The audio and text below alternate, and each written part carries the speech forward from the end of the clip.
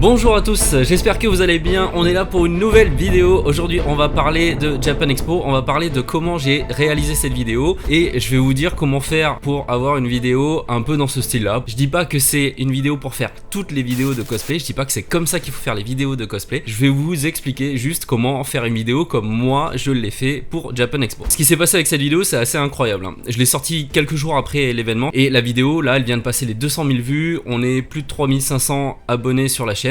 Et surtout, elle a été postée sur kotaku.com. C'est un des plus gros sites de jeux vidéo dans le monde. Et ce site-là a fait un article sur la vidéo et sur les cosplayers. Vous avez une visibilité mondiale. Merci à tous pour avoir contribué à cette réussite. C'est-à-dire que tous les gens qui ont liké la vidéo, qui l'ont partagé, tous les cosplayers qui ont participé à la vidéo, voilà, tout ça c'est grâce à vous. Parce que sans vous, de toute façon, il n'y a pas de vidéo. Donc une vidéo sans cosplayer, une vidéo de cosplay sans cosplayer, ça n'a pas de sens. Donc ça n'existe pas. Donc merci, vous avez géré de ouf. Tout ça, c'est votre succès. Franchement, ça déchire, moi je m'y attendais pas. Du coup vous êtes de plus en plus à me suivre, de plus en plus à vous abonner, donc merci à tous d'être là. Maintenant, la vidéo. Ce que je vais faire, c'est pas une vidéo, mais deux. Voilà, on va faire une série vidéo sur la production de vidéos de cosplay. Dans un premier temps, je vais vous parler de captation. Je vais vous parler de ce qu'il vous faut pour capturer ces images. Et ensuite, dans une deuxième vidéo, on parlera de la partie montage. On perd pas de temps, je vous explique tout ça. Comment moi, je commence un projet de vidéo cosplay. Il y a plein de réalisateurs de vidéos cosplay. Moi, j'ai toujours un peu le même style depuis des années. Je fais ça depuis vraiment longtemps. Et donc, pour commencer, ce qu'il me faut, c'est une musique, voire deux, voire trois. Donc il me faut des musiques, il me faut que je set l'ambiance de ma vidéo. Pourquoi? Parce que je vais baser à peu près 90% de mon montage sur le choix de cette musique là. Pour les musiques vous avez plusieurs solutions, mais si vous avez vocation à publier sur YouTube, je vous conseille de passer par des services qui proposent des musiques qui sont utilisables sur YouTube.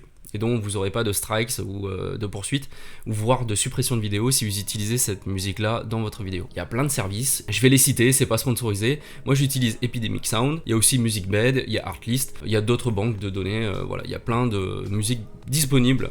Parfois il faut payer, parfois elles sont libres de droit. Voilà, je vous laisse chercher, mais la première chose à faire, c'est de trouver une musique. Et pour faire une vidéo comme moi, vous avez besoin de deux types de musique, parce que je commence toujours mes vidéos par une musique de type épique, EPIC, le genre de musique qu'on trouve dans les trailers de films d'action, de films voilà, de gros blockbusters, voire de gros jeux vidéo qui veulent en mettre plein la vue à l'E3. Ça c'est pour la première musique, c'est celle qui va mettre les gens dans l'ambiance. Et ensuite, en général, j'enchaîne par une musique pop, un truc un peu sucré, hyper léger, hein, je veux dire, qui prétend pas être le tube de l'été, mais bon, voilà, quelque chose de plutôt entraînant pour changer d'ambiance, pour que ça soit un peu moins dark. Et je pars sur un minimum de deux musiques, comme ça fait deux titres de 2 minutes, 3 minutes, ça fait une vidéo de 6 minutes, 5 minutes, minimum. Moi ma vidéo elle fait je crois qu'elle fait 8 minutes et quelques, donc j'ai mis 3 musiques parce que je voulais mettre beaucoup de cosplayers. Une fois que vous avez votre musique, bien sûr, il vous faut une caméra. Alors pour faire une vidéo comme moi, il vous faut une caméra qui puisse filmer en slow motion. Je vais pas vous dire de prendre telle ou telle marque, je vais pas vous dire de prendre tel ou tel modèle. Veillez bien juste que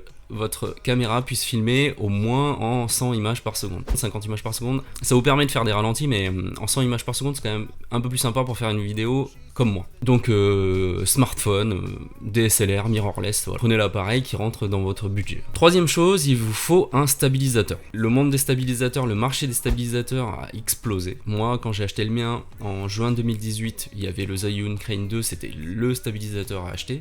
Maintenant il y en a plein, il y a plein de marques. Prenez celui qui fonctionne avec votre caméra. Regardez bien le payload, c'est-à-dire la masse que peut supporter le stabilisateur pour que ça soit bien équilibré et que les batteries tiennent assez longtemps pour votre film. Mais voilà, une fois que vous avez acheté votre stabilisateur, votre gimbal, vous êtes paré au niveau captation d'image. Ah oui, et ce qu'il vous faut, c'est un objectif grand angle. Pour faire des vidéos comme moi, il vous faut un objectif grand angle parce que si vous voulez faire des vidéos comme moi avec des travelling à la Michael Bay où vous tournez autour du cosplayer, où vous montrez tout le cosplay en entier et tout en étant capable de montrer des détails, il vous faut un objectif grand angle. Donc en full frame, un grand angle ça commence à 16 mm et en APS-C, donc en petit capteur, à 10 mm parce qu'il faut multiplier par 1,6 pour avoir la vraie focale. Il n'y a pas besoin de prendre le son parce que voilà, la musique de toute façon sera au-dessus de votre montage. Dans le milieu, c'est ce qu'on appelle des cosplay music vidéo. Donc il y a une musique et puis il y a des images de cosplay dessus. Après vous pouvez mettre du sound design, hein, mais vous n'avez pas besoin de micro, vous allez rien enregistrer sur place. Et une fois qu'on a tout ça, bah il faut des cosplayers. Alors comment on trouve des cosplayers? Moi je fais une vidéo cosplay par an, ça va peut-être changer mais pour l'instant j'en fais qu'une par an et je filme tout. à Japan Expo. C'est au début de l'été, c'est au mois de juillet. C'est une convention qui dure 4 jours minimum. Et il y a des cosplayers chaque jour dans les allées, ils sont partout, il y en a vraiment beaucoup. À la base, c'est un gros événement sur la culture japonaise, la japanimation, les animés, les mangas, les jeux vidéo, la culture japonaise, traditionnelle, etc. Mais avant, il y avait aussi Comic-Con, c'était à côté. Donc quand on achetait un billet, on pouvait aller aux deux. Au fil des années, c'est devenu un peu le rassemblement de tous les cosplayers français, voire européens, voire dans le monde. Il y a des gens qui viennent vraiment de loin pour montrer leur cosplay. Donc Japan Expo, c'est un gros rassemblement de cosplayers. Là-bas, vous en trouverez sûr et certain. Voilà. Après, il y a Paris Manga, il y a Comic-Con, maintenant qui est dans un autre lieu et à une autre date. Et si vous voulez pas aller sur des conventions, bah, il va falloir aller les chercher sur internet. Il y a des forums, il y a des groupes de discussion. Ça, c'est pour les ingrédients. Maintenant, pour la préparation. En termes de logistique, faire une vidéo de cosplay, c'est assez fatigant parce que vous allez vous déplacer, vous allez courir partout dans le salon, vous allez organiser des shootings dans différents décors disponibles dans la convention ou pas, hein, mais ce que je vous conseille, c'est de voyager léger. Moi, quand je vais en convention pour faire une vidéo de cosplay, je prends le minimum syndical, c'est-à-dire que je prends ce que je vous ai expliqué, mon appareil photo, mon stabilisateur, un sac à dos pour ranger tout ça, des batteries, et c'est presque tout. C'est-à-dire que je prends pas tous mes objectifs, je prends pas les accessoires, des trépieds et autres. Je prends vraiment juste ça, parce que je sais que la journée elle va être longue, voire les journées, parce que ça se trouve je vais rester plusieurs jours sur le site. Voyager léger, conseil numéro 1. Conseil numéro 2, si vous faites ça à Japan Expo, prenez vos billets à l'avance. Déjà les prix sont moins chers quand on les prend à l'avance, et vous ferez pas la queue pour attendre, pour rentrer dans le salon, voilà, ça sera moins compliqué le matin. Maintenant, on va parler un peu de réal, on va parler un peu de comment on va organiser cette vidéo. Donc selon la musique que vous allez choisir, vous allez avoir des moments forts. Moi j'appelle ça des moments forts, qui vont donner un peu le rythme de votre film, de votre vidéo. En général, les musiques épiques, elles commencent doucement, il y a différents instruments, et puis ça monte, et dans la seconde partie du titre, ça part super fort. Ça va vous donner des idées de réal, ça va vous donner des idées d'images à coller à cette musique. Moi, ce que je fais souvent, c'est que je sélectionne la musique longtemps avant pour pouvoir m'imprégner un peu de cette musique-là, et sur place, j'ai cette musique en tête. Et je visualise déjà à peu près mon montage, même si je ne sais pas qui je vais filmer, j'ai déjà une petite idée du rythme, j'ai déjà une petite idée des enchaînements. Quand parfois il y a des coups de batterie, que ça fait tac tac tac, je vais mettre peut-être 3 plans qui vont s'enchaîner très vite, et du coup je sais que je vais les filmer. Mais quand je vais là-bas, j'ai pas de storyboard, j'ai pas de liste de plans, j'ai pas de personnage en tête. Vraiment, j'y vais en mode improvisation totale. C'est pas un exercice simple, c'est quelque chose qui peut être très compliqué parce que si vous avez pas les images à la fin suffisantes pour faire votre film, votre film peut être plus maigre que ce que vous avez imaginé. C'est pour ça que quand je pars là-bas, j'essaie de pas trop perdre de temps et je filme un maximum de cosplayers pour pouvoir derrière avoir un peu plus de matière et avoir le choix et des options si ça ne marche pas dans mon montage. Un petit point sur comment aborder les cosplayers. Ça se passe comme ça à Japan Expo. Bon, il y a les concours cosplay, il y a les cosplayers pros qui sont sur la scène, qui vont faire toutes les sélections voilà, pour les grosses compétitions mondiales. Et il y a les cosplayers qui sont dans les allées. Ils sont là, ils se baladent en fait dans le Japan Expo avec leurs costumes et ils sont là juste pour faire des photos et des vidéos avec les gens qui veulent les prendre en photo et en vidéo. Moi, je cible plutôt ceux-là parce que en général, ils ont du temps et ils sont venus là pour ça. C'est-à-dire, ils sont venus pour se faire filmer ou se faire photographier ou simplement s'amuser, mais du coup, on en profite. Donc là, c'est peut-être l'exercice le plus dur, c'est de prendre contact avec eux. Alors, il y a beaucoup de gens qui m'ont demandé, mais comment tu fais pour les plans en extérieur? T'attendais là, tu prenais rendez-vous avec eux, comment ça se passe? Vraiment, en fait, j'ai improvisé, c'est-à-dire que moi, je me baladais dans les différents halls, dans les différents endroits. Dès que je voyais un costume qui était assez sympa, j'allais voir la personne et je lui demandais si elle avait quelques minutes à m'accorder pour faire un bout de vidéo. Vous présentez votre travail, puis vous expliquez ce que vous allez faire. C'est pour ça que c'est important de penser un peu au montage avant, parce que ça permet de diriger un peu la personne, de lui dire on va faire ci, on va faire ça, je vais te filmer comme ça, et ça va détendre un peu la personne, parce que souvent ces gens-là sont des amateurs, parfois ce sont des professionnels, donc c'est-à-dire que ils ont l'habitude de faire ça, ils font ça toute la journée, mais pour les gens qui font ça juste peut-être une seule fois dans l'année à Japan Expo, ils vont pas du tout être à l'aise devant la caméra, ils vont pas savoir comment bouger pour vous. Donc il faut les diriger un maximum, il faut les aider, comme ça vous arriverez à avoir le maximum de ce que vous pouvez avoir avec cette collaboration. Et du coup vous allez croiser 3 types de cosplayers. Il y a le cosplayer solo, donc c'est le cosplayer qui est tout seul. Il est tout seul avec son costume. Ensuite, il y a des cosplayers en duo. C'est des duos de personnages ou des duos de cosplay. Parfois, c'est 2 personnages qui n'ont rien à voir avec la licence, c'est-à-dire qu'ils vont pas ensemble, mais les cosplayers sont venus ensemble avec ces 2 costumes-là. Et il y a les groupes. Et les groupes, ça peut être de gros groupes. Ils peuvent être 5, 10, voire 20. Voilà. En général, c'est des groupes de 3, 4, 5, ouais, allez, parfois 10. Et donc, on les gère différemment. Les cosplayers solo, moi j'ai toujours le même pattern, j'ai toujours la même façon de faire. Pour les duos, j'étends un peu ce que je fais avec les cosplayers solo, et pour les groupes, c'est complètement différent. Alors en cosplay, ce qui est important, en vidéo de cosplay, quand vous faites des images de cosplay, retenez que ce qui est important, c'est le costume. Les cosplayers et la communauté cosplay, ce qu'ils attendent, c'est de voir le costume. Ils veulent voir le costume en entier. Que les cosplayers ils soient solo, duo ou en groupe, j'ai quand même quelques mouvements de caméra qui sont similaires. Donc il y a toujours le travelling en orbite, donc c'est le travelling que je fais tout en tournant autour d'eux. Donc pour ça, vous mettez votre stabilisateur en mode tracking du mouvement de votre poignet, et en fait vous tournez autour du cosplayer tout en donnant un petit effet de rotation avec votre poignet, et la caméra va suivre le centre en fait de votre axe de rotation. Après, si votre stabilisateur il permet de faire du tracking de visage, bon voilà, n'hésitez pas à utiliser les fonctions de votre stabilisateur, de votre caméra. Moi je préfère le faire en manuel, c'est-à-dire que je vais plutôt diriger le mouvement du stabilisateur et la caméra avec mon poignet, voilà, pour être sûr d'avoir le cadrage que je veux.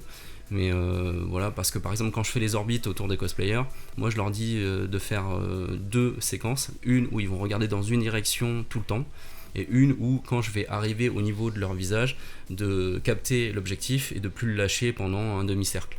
Voilà, c'est certains plans que vous voyez dans la vidéo. Mais bon, ça c'est des parties pris de réal, hein. Si vous voulez pas le faire comme ça, vous le faites comme vous voulez. Ensuite, il y a les travelling de marche, donc soit on suit le cosplayer, soit il vient vers nous. Vous pouvez rester au même niveau d'horizon, vous pouvez filmer tout le temps à la même hauteur, ou commencer au sol pour avoir les pieds en premier, puis remonter légèrement, comme j'ai pu le faire cette année. Il y a les travelling de profil, les travelling de côté, donc vous filmez le cosplayer de côté, en le suivant avec votre caméra placée à 90 degrés par rapport à votre axe de déplacement. Et ensuite, il y a les détails. Une fois que vous êtes sûr d'avoir filmé le costume en entier, c'est quelque chose que le public cosplay attend, c'est de voir à quel point le costume a été bien réalisé, bien fini dans les moindres détails. Donc les peintures, les accessoires, les petits bouts d'accessoires qui ont été rajoutés au costume pour donner du réalisme. Donc pour les détails, là, il n'y a pas vraiment de règles, vous faites du close-up sur toutes les parties possibles. Puis après, évidemment, c'est important, le visage du cosplayer, avec le maquillage qu'il a pu faire, ou son masque, parce que souvent il porte des masques, et là il faut aller chercher les yeux. Donc parfois il faut passer un peu de temps à être sûr que l'œil va être bien net pour donner un effet un peu plus fort à votre plan. Moi, les cosplayers solo, je les filme tout le temps un peu de la même manière, donc je m'attache à filmer bien le costume en entier. Ensuite, je fais des mouvements de caméra tout autour. Je leur demande de faire des marches ou d'utiliser leurs accessoires, de trancher la caméra avec leur katana, de viser avec leurs armes. Je filme le visage, voilà, pour avoir l'humain, pour avoir l'émotion, pour pouvoir apporter un peu d'épaisseur à tout ça, pour pas que ce soit juste des figurines posées sur la pellicule. Pour les cosplayers duo, ce qui est important, c'est de bien prendre en compte les deux costumes, donc vous pouvez les mettre dos à dos, épaule à épaule, comme sur une jaquette de manga, d'animé ou de film, voilà, avec le regard dirigé vers la caméra, pour que ça soit épique, pour que ça fasse affiche de film, de sortie de film. Vous pouvez les mettre en action, si vous connaissez les mangas, vous pouvez les mettre en situation, les deux ensemble, pour que ça parle un peu, pour que ça fasse un peu reproduction, que ça fasse costume player, que ça fasse cosplay. Et pour les très gros groupes, là, en fait, il y a des mangas où les groupes peuvent vous aider. Donc moi, cette année, j'ai croisé un gros groupe qui s'appelle The Promised Neverland. C'est un manga que je connaissais pas. Et en fait, je leur ai demandé, est-ce que vous avez des situations, est-ce que vous avez des scènes qui correspondent un peu à votre animé, à votre manga? Est-ce que vous pouvez m'aider à faire un bout de séquence qui va être cool? Et donc ils m'ont donné des idées, ils m'ont dit ouais, ce personnage là il est censé attaquer celui-là, etc. Donc ce que j'ai fait, c'est que je les ai mis en cercle pour tous les filmer d'abord, et puis ensuite le personnage méchant est venu les attaquer, le groupe a explosé, et puis après on a fait une course en slow motion, et voilà, ça a créé une séquence un peu différente de toutes les autres où je faisais juste un peu de l'observation et de la prise de vue autour d'un costume. Après il faut improviser sur place. Vous pouvez avoir de très bonnes idées. Moi par exemple, j'ai croisé cette année deux cosplayers qui s'appellent Hugo et Archangel. Ils étaient en Naruto et on a fait une séquence, on savait qu'on allait faire du Naruto Run, on savait qu'on allait faire des signes d'incantation ninja. Voilà, on s'est mis d'accord, on a dit tiens, je vais filmer chaque ninja un par un, et au montage je ferai un split screen et je les mettrai tous les deux côte à côte pour faire une séquence ninja un peu cool. N'hésitez pas à discuter, n'hésitez pas à vous inspirer du cinéma, n'hésitez pas à vous inspirer des séries, voire des animés pour réaliser vos cadrages. C'est aussi ce qui vous aidera sur place à réaliser votre film de cosplay. Faut pas hésiter à parler avec eux, faut pas hésiter à vous mettre à l'aise vous-même, parce que si vous n'êtes pas à l'aise, il va y avoir une sorte de de malaise entre vous, et le cosplayer ne saura pas s'il fait bien les choses, ne saura pas s'il est en train de faire ce que vous attendez. Donc dirigez-les un maximum, mettez-les à l'aise, mettez-les confort. Dès que vous avez fini les scènes, si vous êtes au soleil, remettez-vous à l'ombre. Comme ça le cosplayer il sent que vous l'accompagnez en fait dans la prise de vue, dans la réalisation de votre vidéo.